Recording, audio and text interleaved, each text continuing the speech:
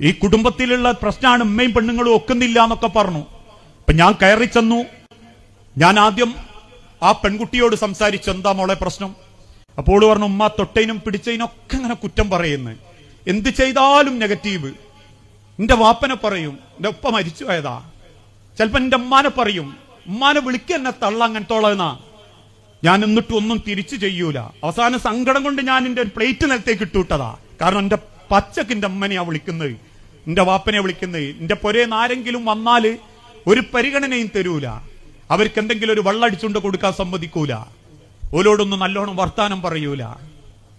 അപ്പൊ ഈ ഒരു സംഭവമൊക്കെ കേട്ടതിന് ശേഷം ഞാൻ അമ്മാനോട് സംസാരിച്ചു, ഉമ്മ എന്താ നിങ്ങൾക്ക് നിങ്ങളെ മരോളയിലുള്ള പ്രശ്നം?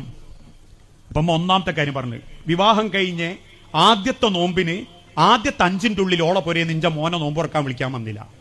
ഇതപ്പൊ ഒന്നാമത്തെ കാരണം. രണ്ടാമത്തേത്, പോയി വന്ന ആദ്യത്തെ തക്കാരത്തിന് 1.5 കിലോ അലുവ കൊണ്ടുവന്ന്. കുടുംബത്തിൽ ഒരു ഉമ്മ ചിന്തിക്കേണ്ടത് എന്താണെന്നറിയോ? ഒരു വീട്ടിക്ക് കയറി ചെന്ന് വന്നവളാ ഞാനും. ആ കയറി വന്ന കാലത്തൊരു ഉമ്മ എന്നോട് കാണിച്ചതൊക്കെ എന്റെ മോന്റോളോട് കാണിക്കണമെന്ന് ചിന്തിച്ച തകർത്തുങ്ങള് കുടുംബം. ഞാൻ അനുഭവിച്ച വേദന എന്റെ വീട്ടിലെ മരോൾ അനുഭവിക്കരുത് എന്നൊരുമ്മ തീരുമാനെടുത്താൽ ആ കുടുംബത്തിലെ പെണ്ണിനും ആണിനും കിട്ടുന്ന ഏറ്റവും വലിയ സമ്പത്താ അങ്ങനത്തെ ഒരു ഉമ്മ.